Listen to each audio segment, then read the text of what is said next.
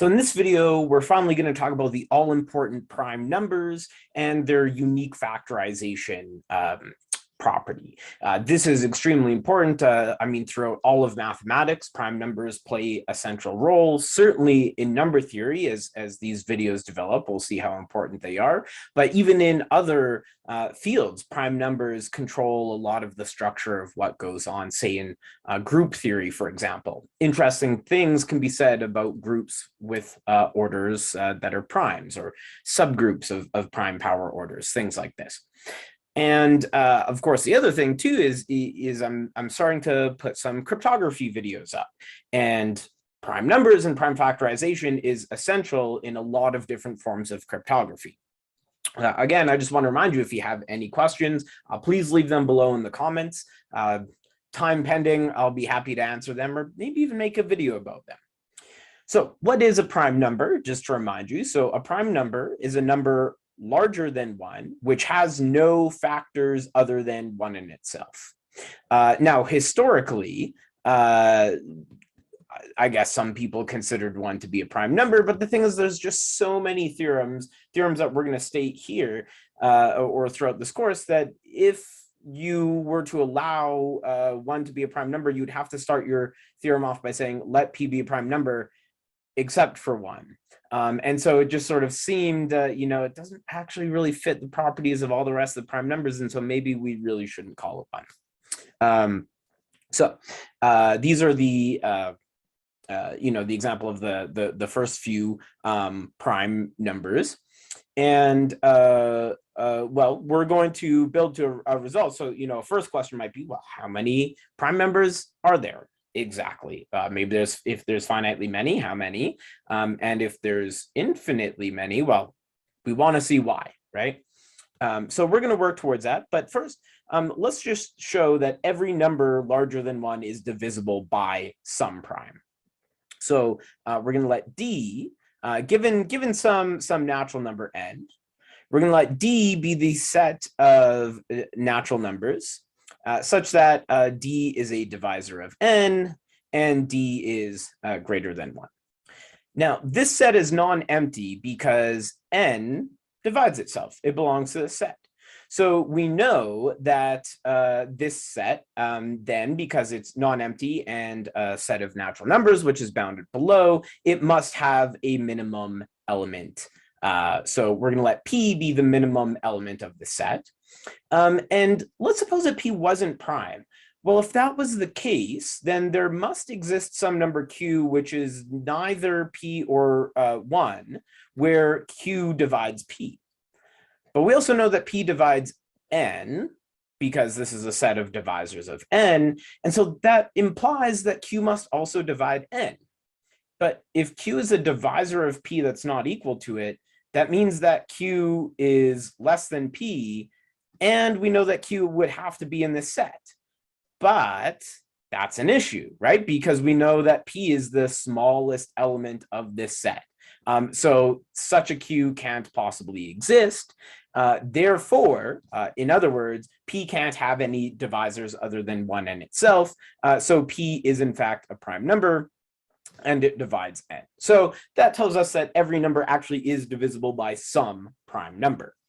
Okay, and furthermore, we can write, so this is sort of 1/2 of the big result we're working towards in this video. Furthermore, each number, so maybe I'll state this formally as a lemma, each natural number, or integer, if you will, which just involves putting in a minus sign, is a product of primes. And here we're going to use the strong principle of induction to prove this. So of course, we're going to start, I should say each natural number greater than 1. We start with the first natural number greater than 1, which is simply 2, and well, that is a prime, so it's a product of primes. Okay, and to use strong induction, we suppose that the result holds for all numbers n less than or equal to k for some k, where k is at least 2. Well, what this means then, if we consider k plus 1, well, either this is prime, but then we're done, right? If k plus 1 is prime, then it's a product of primes, so we're done. Otherwise, it can be factored, right? Otherwise, it can be factored into some product of numbers d1 up to dr, let's say. So where none of these are 1 or k plus 1 itself, right? Because it's not prime. So we can take numbers that abide by that. And each one of these has to be smaller than k plus 1. But by strong induction, each one of these factors breaks into a product of primes. We could write for each di, we could say that it breaks into pi sub 1 up to pi sub how would we even call this index? I'm just going to say I sub dot, right? So they're going to go up to possibly different indices, but then expanding this out, right? This is pi sub 1 up to p1 sub 1 up to p1 sub dot product, and dr splits into this product of p r sub 1 up to p r sub, I don't know, square whatever number.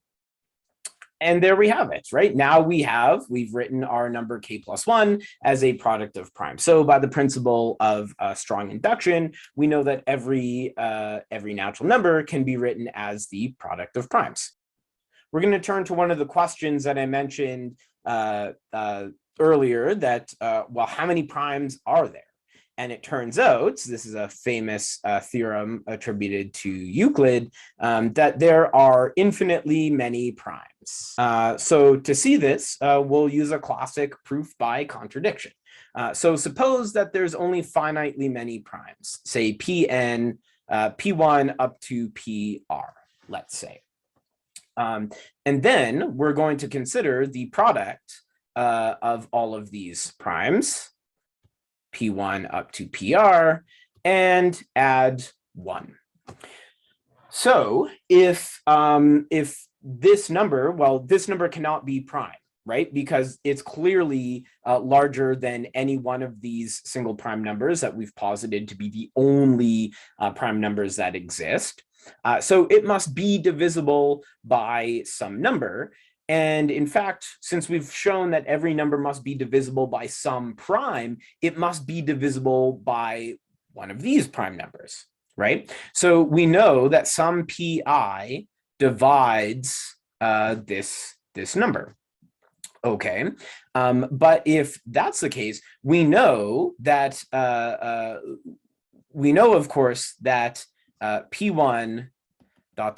this product PR plus n divided by pi. So we know that this quantity is must be a natural number. And we also know that it's equal to the sum of this product of all the primes, pi plus 1 divided by pi. But we know that in pi is somewhere in this product, right? So this term just becomes p1 product up to pi minus 1 times pi plus 1 product all the way up to pr plus 1 over pi. And here we run into a problem, right? Because we know that this whole side has to work out to be an integer. This term is an integer, so it has to be the case that this term is an integer. But that's only possible if p is equal to 1, which clearly it's not. 1 is not a prime number, and therefore we have a contradiction, right? So where did we go wrong in our logic? Well, all the steps we made down here are correct. Our error must have been in assuming that there are only infinitely many primes. So we know now that there are, in fact, infinitely many. Okay, now that we know that there's infinitely many primes, we're going to develop a couple technical results. So the first thing that we need is that if p, a prime number, divides some product of natural numbers, then there exists some one of these factors such that P divides that factor. So the base case, if we proceed by induction, is pretty obvious. I mean, if P just divides a single number A1, then it divides that single number A1. If P divides a product of A1 and A2, well, then we have two possibilities. Either the GCD of P and A1 is equal to P, or the GCD of P and A1 is equal to 1. This is because the only divisors of P are 1 and P, so the common divisors can only be one of those two possibilities. In the first case, of course, if the GCD of P and A1 is P, well, that means that P divides A1, and we're done. Otherwise, if the GCD of P and A1 is 1, well, then we know from an earlier video that in the series that implies that P divides A2. So we're done. But instead of having just jumped to the induction step from this first one, the reason why I mention the case when we have two terms is this actually gives us an equivalent formulation, equivalent definition of what it means to be prime. And I mention this in case anyone goes on to study things like ring theory, where we work with sort of more arbitrary kinds of arithmetic than just with numbers. This is the formulation that allows us to define prime in a much more general setting. So suppose it were the case that we had some number P, we don't necessarily know that it's prime, that satisfies P times AB.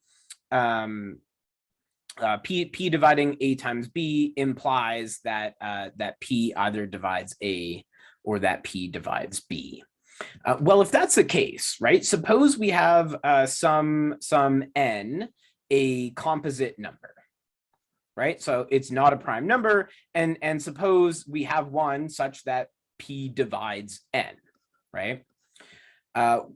So if P divides some composite number, well then factoring n, because it's composite, we can factor it into m and l, where neither of these are equal to 1 or n. And then since P divides n, it divides m times l, and so P divides either m or P divides l. Okay. Well, if that's the case, now either so one of these so it has to divide one of these, m or l. Now suppose it divides m without loss of generality. These are just arbitrary variable names. So in either one of these cases, if P divided m and m was prime, or if P divided L and L was prime, well, we know P would have to be equal to that prime divisor, right? We know that we're assuming we have some number. I should have added the caveat, of course, that P is not equal to 1. We're not assuming it's prime yet. And so if m, say in this case where it divides m, were prime, then the only possibility that it could divide it is if P were equal to m itself. So we would be able to conclude that it's a prime number.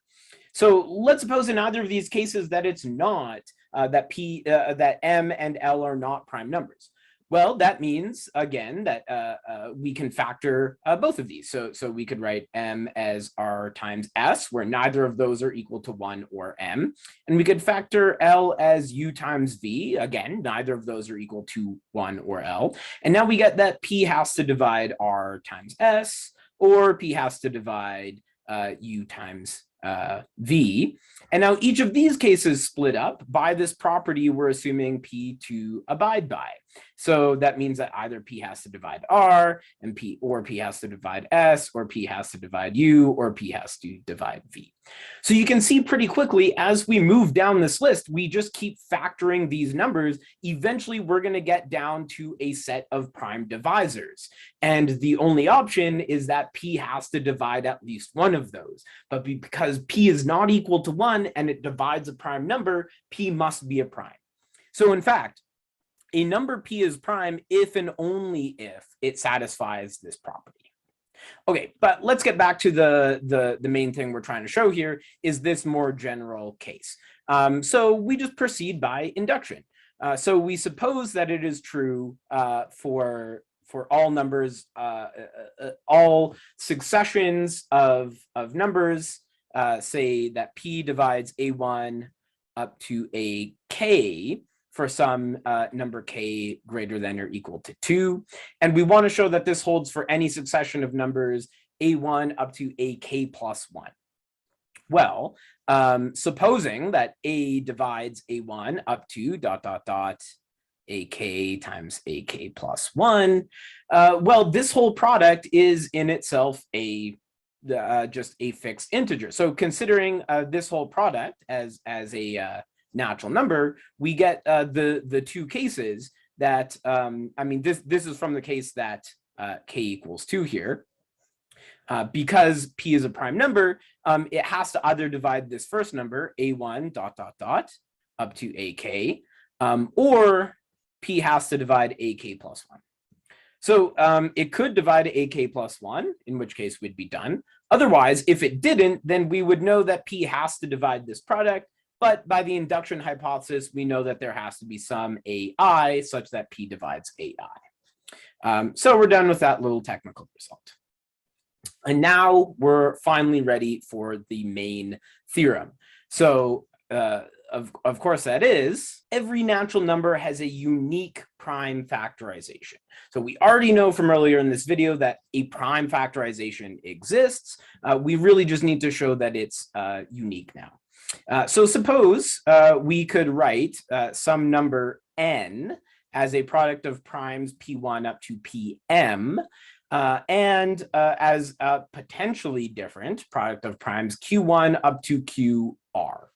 Okay, well, if that's the case, then we know that certainly, for example, P1 has to divide this left-hand side. That is, P1 divides n, or in other words, we know that P1 has to divide this product, Q1 ... up to Qr. But by the result we just finished proving, that means that P1 has to divide some Qj. And because it has to divide some Qj, we know it has to be equal to that Qj. P is a prime, it's not equal to 1, and the only divisor of Qj other than 1 is Qj itself. So what we can do then is we can divide both sides of this expression up here by P1. And what are we left with? Well, we have the product from P2 all the way up to Pm being equal to Q1 all the way up to Qj minus 1, and then Qj, because remember, we've divided out by P1, which is equal to Qj, so it no longer appears, ... and we keep the product going up to Qr. And now we simply repeat this process, right? We can see that by the exact same reasoning, P2 has to divide this whole thing using the result that we just used again. We know that it's in fact equal to one of the remaining Q terms, and we can divide both sides out. So we get P3 ... up to Pn equal to some product of these Q terms. And we can repeat this entire process.